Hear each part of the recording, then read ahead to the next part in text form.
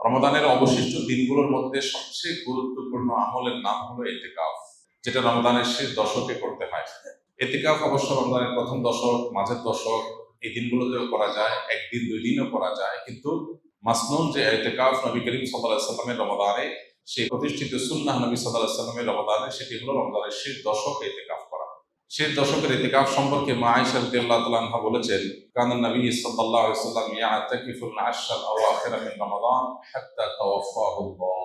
নবী করিম সাল্লাল্লাহু আলাইহি ওয়াসাল্লাম রমাদান ফরজ হওয়ার পর থেকে নিয়ে যে রমজানের শেষ 10 দিন ইতিকাফ করতে শুরু করেছেন, তার ওয়াফাত পর্যন্ত, মৃত্যু পর্যন্ত প্রত্যেক বছর তিনি রমজানের শেষ 10 দিন ইতিকাফ করেছেন। এবং আবু হুরায়রা রাদিয়াল্লাহু তাআলা আনহু বর্ণিত আরেকটি হাদিস থেকে আমরা জানতে পারি যে নবী সাল্লাল্লাহু আলাইহি ওয়াসাল্লাম তার জীবনে প্রত্যেক বছর রমজানের শেষ 10 দিন ইতিকাফ করেছেন, আর জীবনের সর্বশেষ রমজান যেটি ছিল, সেই রমজানে তিনি 20 দিন ইতিকাফ করেছেন। রমজানের অর্ধেকের বেশি দিন অতিবাহিত হয়ে গেছে, বাকি অর্ধেকেরও কম সময় আমাদের সামনে আছে। এমনিতেই কিয়ামত যত নিকটবর্তী হবে, সময়ের বারাকাহ তত কমে যাবে। নবী সাল্লাল্লাহু আলাইহি ওয়াসাল্লামের হাদিসে সেরকম ভবিষ্যৎবাণী করা হয়েছে। তাকারাবাজ জামান, মাস সপ্তাহের মতো দ্রুত পার হয়ে যাবে, বছর মাসের মতো অতিবাহিত হয়ে যাবে। এভাবে প্রতিটা সময়, দিন যত অতিবাহিত হবে তত সংকীর্ণ হয়ে যাবে, সময়ের বারাকা খুঁজে পাওয়া যাবে। দেখতে দেখতে দিন পার হয়ে যাবে, দিন পার হয়ে রাত চলে আসবে, রাত পার হয়ে সকাল চলে আসবে। এভাবে জীবনটা খুব দ্রুততার সাথে ক্ষয় হয়ে শেষ হয়ে যাবে, আর মূল্যবান এবং দামি সময়গুলো আরো দ্রুততার সাথেই শেষ হয়। তো রমজান মাসের যে দিনগুলো অতিবাহিত হয়ে গেছে, এই দিনগুলো এত দ্রুততার সাথে অতিবাহিত হয়েছে যে আমরা অনেকেই ভালো করে টেরও পাই নাই যে কখন রমজান শুরু হলো, আবার শেষ হওয়ার দিকেও গড়িয়ে পড়েছে।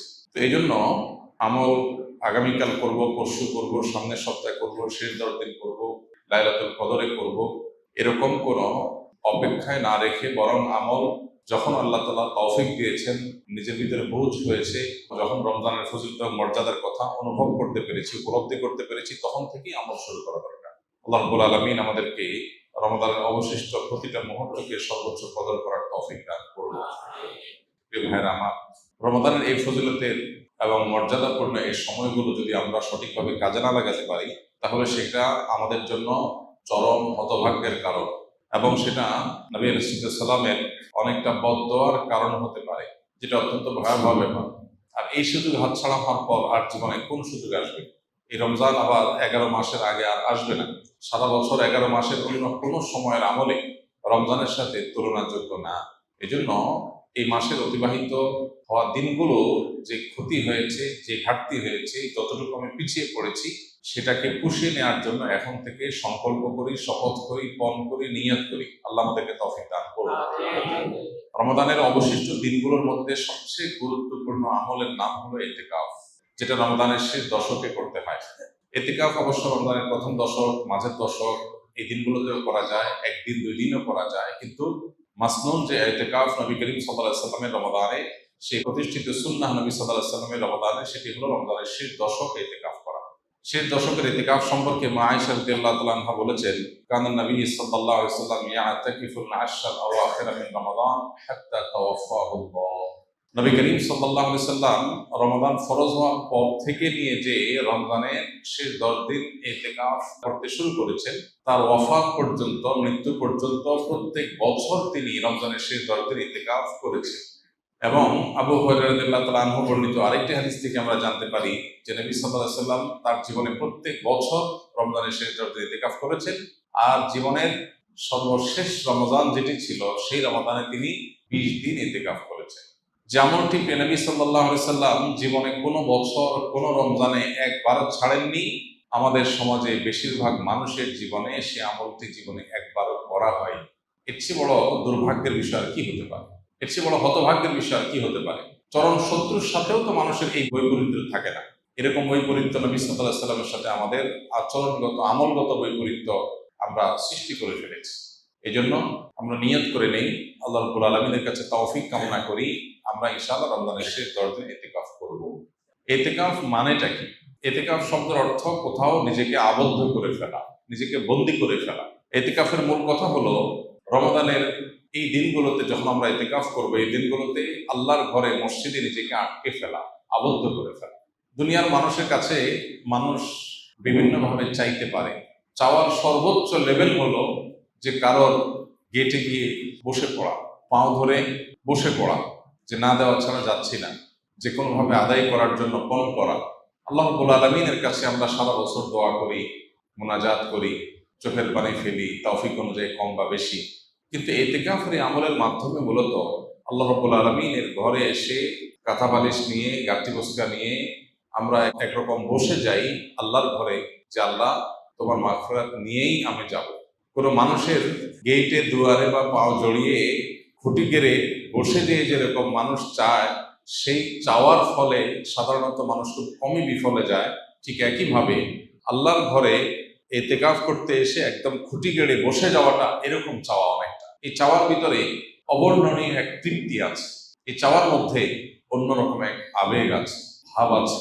এই আবেগটা উপলব্ধি করার তৌফিক যাদের হয়েছে তারা জীবনে কখনো ইতিকাফ ছাড়তে খুব কষ্ট হয়, ইতিকাফের স্মৃতি তারা ভুলতে পারেন না। প্রিয় ভাইরা আমার, গোটা পৃথিবীর হাজার হাজার সৃষ্টি আল্লাহ, এগুলো আমাদেরকে, আমাদের মনোযোগকে, আমাদের ফোকাসকে নানা দিকে বিক্ষিপ্ত করে রেখেছে।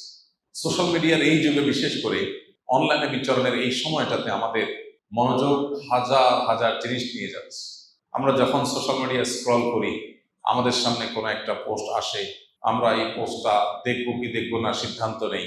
স্ক্রল করে যাওয়ার পর বা স্ক্রল করে যদি কোনো পোস্ট সামনে আসে, আমরা যদি সেটা দেখি, তখন রিয়েক্ট করবো কি করবো না সেখানে আমরা মনোযোগ দেই। কোনো পোস্ট আমাদের হাসির উদ্রেক করে, কোনোটা আমাদের কান্না পাইয়ে দেয়, কোনোটা দেখে আমাদের হয়তো বিরক্ত লাগে, কোনোটা দেখে আমাদের ভালো লাগে। আমাদের অনুভূতি, আমাদের আবেগ, আমাদের সিদ্ধান্ত, এগুলো এত ভাগে বিভক্ত যে পরিপূর্ণ আল্লাহ রাব্বুল আলামিনের প্রতি মনোযোগী হওয়ার সুযোগ, পরিপূর্ণ আল্লাহর দিকে ফোকাস দেওয়ার সুযোগ। আল্লাহর দিকে ফোকাস তো অনেক পরের বিষয়, নিজের নফসের প্রতি ফোকাস দেওয়া, নিজের ভালোর চিন্তা করার সুযোগটা আমাদের দিন এবং রাত 24 ঘন্টা আমরা ব্যয় করে একটু বের করতে পারি না। বেশিরভাগ মানুষ শেষ কবে নিজেকে নিয়ে ভেবেছেন, বয়স কত হয়েছে, গন্তব্য কোথায়, আমার কোথায় যেতে হবে, আমি কি আসলে জান্নাতে যেতে পারবো, আমি যে ট্র্যাকে আছি সেই ট্র্যাকের শেষ মাথা কি জান্নাত নাকি জাহান্নাম, আমার নিজের কল্যাণের জন্য আমি ভাবনার সুযোগ পর্যন্ত পাই না। আমরা এত ব্যস্ত, এই বস্তুবাদী পৃথিবী আমাদেরকে এত এঙ্গেজ করে ফেলেছে, এত ব্যস্ত করে ফেলেছে, নিজের জন্য সময় দেওয়ার সুযোগটা আমাদের নাই। আমরা ব্যস্ত, আমাদেরকে জিজ্ঞেস করা হয় কেন ব্যস্ত, আমাদের ক্যারিয়ারের জন্য ব্যস্ত, আমাদের নিজের উন্নতির জন্য ব্যস্ত, আমাদের সামাজিক অবস্থানের জন্য ব্যস্ত। অথচ এই সব ব্যস্ততা আড়ালে আমাদের নিজের নিজের অনন্ত অসীমকালের যাত্রা, আমাদের রবের এই বিষয়গুলোর প্রতি ফোকাস বা মনোযোগ দেওয়ার সুযোগ আমাদের হয়। এই বাস্তবতায় ইতিকাফ আরো বেশি আমাদের জীবনে রিলেভেন্ট এবং গুরুত্বপূর্ণ। এরকম বিক্ষিপ্ত মনোযোগ যখন কোন সমাজে চরম আকার ধারণ করে, আমরা 2 রাকাত নামাজ পরিপূর্ণ মনোযোগের সাথে, দুনিয়ার কোনো দিকে মনোযোগ যাবে না, পরিপূর্ণ আল্লাহর দিকে মনোযোগ থাকবে। আল্লাহ বলেছেন আকিমিস সালাতা লিযিকরি, তোমরা সালাত কায়েম করো আমার স্মরণের জন্য। আল্লাহ বলেছেন তার স্মরণের জন্য সালাত কায়েম করতে, নামাজ আদায় করতে। এখন আল্লাহর স্মরণ যেন হয়, এটা নামাজের উদ্দেশ্য, কারণ নামাজের মধ্যে আল্লাহর স্মরণ থাকবে। এখন আমাদের নামাজের অবস্থা হয়েছে এমন যে আল্লাহ ছাড়া সবকিছু স্মরণ হয়। 2 রাকাত নামাজ শুরু থেকে শেষ পর্যন্ত পরিপূর্ণভাবে পড়বো, কিন্তু মনোযোগ আল্লাহ ছাড়া অন্য কোনো দিকে যাবে না। এই চ্যালেঞ্জ আমরা কয়জন মানুষ নিতে পারবো, কয়জন মানুষ আমরা এই চ্যালেঞ্জ নিয়ে সফল হতে পারবো? চ্যালেঞ্জ নিয়ে দেখেন, যে নামাজ শুরু করেন, নফল নামাজ 2 রাকাত নিয়ত করেন, একদম সালাম ফেরানো পর্যন্ত একবারের জন্য ছেলে মেয়ে, ফ্যামিলি, বিয়ে শাদী, মা বাপ, ব্যবসা বাণিজ্য, কাজ কাম, পড়ালেখা, ক্যারিয়ার, সোশ্যাল মিডিয়া, বাইরের কোনো জগৎ, কোনো কিছুর প্রতি মনোযোগ থাকবে না, পরিপূর্ণ আল্লাহর দিকে মনোনিবেশ করবেন। এরকম 2 রাকাত নামাজ পড়া সহজ না কঠিন দেখেন, চিন্তা করুন প্রিয় ভাইরা আমার। অথচ আমাদের দিনে কতগুলো রাকাত নামাজ পড়া লাগে, সেখানে 2 রাকাত নামাজেও আমরা এই মনোযোগ দিতে পারিনি। পৃথিবীতে যারা সফল হয়েছেন, যারা জাগতিক বিচারে সফল হয়েছেন, সফল ব্যবসায়ী, সফল ক্রীড়াবিদ, সফল চাকরিজীবী, সফল পেশাজীবী, যে কোনো মানুষ তার জগতে সফলতা অর্জন করেছেন, সাফল্য অর্জন করেছেন। সাফল্যের জাগতিক সংজ্ঞা বা প্রচলিত অর্থে সাফল্য বোঝাচ্ছি আমরা। এই মানুষগুলোর জীবনী, এই মানুষগুলোর লাইফস্টাইল, এই মানুষগুলো যে সারা জীবনের অভ্যাস, এগুলোকে নিবিড়ভাবে পর্যবেক্ষণ করার পর অনেক গবেষকদের দাবি হলো সেই সব মানুষরাই জীবনে সবচেয়ে বেশি সফল হয়েছে যাদের জীবনে ডিপ আওয়ারের পরিমাণ, পূর্ণ মনোযোগের সাথে কাজ করার পরিমাণ যত বেশি, তাদের জীবনে সাকসেসের রেশিও তত বেশি। অর্থাৎ আপনি কোনো কাজে পরিপূর্ণ মনোযোগ কতক্ষণ রাখতে পারছেন, এটা আপনার সাফল্যের অনেক গুরুত্বপূর্ণ একটা শর্ত। যে একটা কাজ করতে গিয়ে 5টা কথা মনে আসে, একদিকে চলে গেলে আরেক দিকে তার মাথা চলে যায়, তার জন্য সাফল্য খুব কঠিন।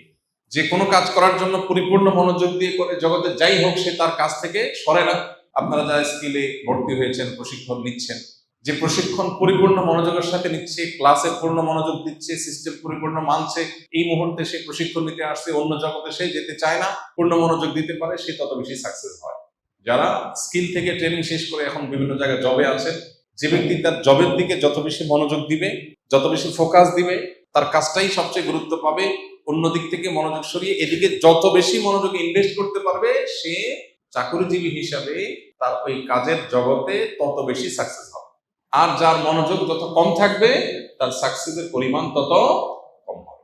এই মনোযোগ এখন হাজার হাজার মনোযোগ বিনষ্টকারী ডোপামিন আজ চতুর্দিকে ছড়িয়ে ছিটিয়ে দেওয়া হয়েছে।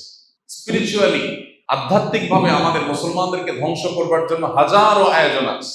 যেগুলোকে আপনি দেখছেন নিছক বিনোদন, এগুলো মূলত আপনার আমার রুহানি শক্তি ধ্বংসের আয়োজন। যেগুলোকে আপনি দেখছেন নিছক টাইম পাস, সেগুলো আসলে টাইম পাস না, সেটা আপনার লাইফ পাস। আমাদেরকে শেষ করে দেওয়া হচ্ছে, মনোযোগ নেই। 2 রাকাত নামাজ পড়ার মতো মনোযোগ যার নাই, তার জীবনে সাকসেস কোত্থেকে আসবে? প্রিয় ভাইরা আমার, ইতিকাফ আপনার জীবনে, আমার জীবনে এই অভাবটা পূরণে সবচাইতে বড় ভূমিকা রাখবে। কারণ ইতিকাফের মানেই হলো তুমি একমুখী হও। 355 দিন তোমার ব্যবসা বাণিজ্য, কাজ কাম, ফ্যামিলি, সোশ্যাল মিডিয়া, তোমার আশপাশ, প্রতিবেশী, পরিবেশ ইত্যাদি ইত্যাদি, এগুলো নিয়ে হাজারটা কাজ নিয়ে তুমি ব্যস্ত ছিলে। 10টা দিন তুমি পরিপূর্ণ শুধু নিজের প্রতি মনোযোগ দাও, নিজেকে সময় দাও, নিজের আল্লাহর সাথে সম্পর্ককে নিবিড় করো, শুধু আল্লাহকে স্মরণ করো, একমুখী মনোযোগ দেওয়ার চেষ্টা করো। এই প্রচেষ্টার নাম ইতিকাফ। ইতিকাফ আমাদের জীবনের মিনিং চেঞ্জ করে দিতে পারে। ইতিকাফ আমাদের জীবনের অর্থকে পরিবর্তন করে অনর্থক জীবন থেকে অর্থবহ জীবনের ট্র্যাকে আমাদেরকে তুলে দিতে পারে। এই জন্য ইতিকাফে নিয়ত করবো তো ইনশাআল্লাহ। এই ইবাদত কত গুরুত্বপূর্ণ হলে নবীজি জীবনে কখনো ছাড়েননি। তিনি অন্য অনেক নফল আমল মাঝে মধ্যে করতেন, মাঝে মধ্যে ছাড়তেন। ইতিকাফ এমন আমল যে কখনো তিনি ছাড়তেন না। তাহলে আমলের ইম্পর্টেন্সি, আমলের গুরুত্ব, আমলের মাহাত্ম্য কত, সেটা বলার আর অপেক্ষা রাখে? অতএব আমরা নিয়ত করে ফেলি যে যাদের তৌফিক আছে তারা এই বছরই, আর যাদের তৌফিক নেই তারা পরবর্তী বছর জীবনে যখনই সুযোগ হবে আমরা ইতিকাফ করবো ইনশাআল্লাহ।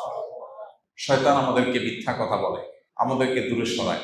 যে কোনো ভালো কাজ করতে আপনি যখন নিয়ত করবেন, শয়তান দেখবেন আপনার সামনে নানান চ্যালেঞ্জ সামনে এনে হাজির করবে। শয়তান আপনাকে বলবে, তুমি যদি ইতিকাফে বসো, তোমার কাজ কামের কি হবে, ফ্যামিলি চলবে কিভাবে, তোমাদের কেরিয়ারে ক্ষতি হবে, এরকম নানান মিথ্যা কথা শয়তান এসে বলবে। শয়তানকে বলতে হবে, আমি যদি ইতিকাফের সময় শুরু হওয়ার আগে মরে যাই, হাত পা ভেঙে হসপিটালে ভর্তি হয়ে যাই, অ্যাডমিট হয়ে যাই, আমার কাজগুলো কি সব থেমে থাকবে? পৃথিবীর সব যেটা যেখানে আছে সেখানে স্টপ হয়ে যাবে? যেহেতু আমি হসপিটালে অ্যাডমিট আছি, আমি সুস্থ হওয়ার পরে আবার সব চলবে এরকম? তাহলে আমি কোন মিথ্যা জুজুর ভয়ে আমার আমলকে পিছাচ্ছি? আগামী রমজান পর্যন্ত হায়াত পাবো সেটাও তো আমি জানি না। এই জন্য ভাই ইতিকাফে বসা নিয়ত করবো তো ইনশাআল্লাহ। আল্লাহ আমাদের সবাইকে তৌফিক দান করুন।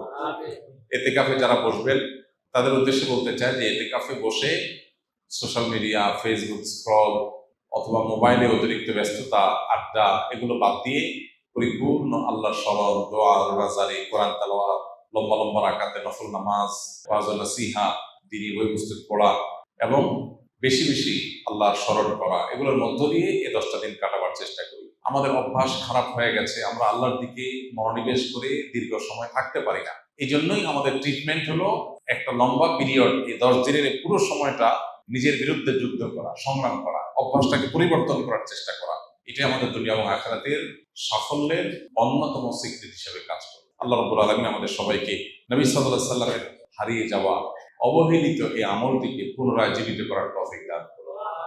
মসজিদে মসজিদে ইতিকাফের জন্য সিরিয়াল পড়ার কথা, ইতিকাফের জায়গা পাওয়া যাওয়ার কথা না, কিন্তু দুর্ভাগ্য আমাদের মুসলমান সমাজে ইতিকাফ করার জন্য লোক পাওয়া যায় না।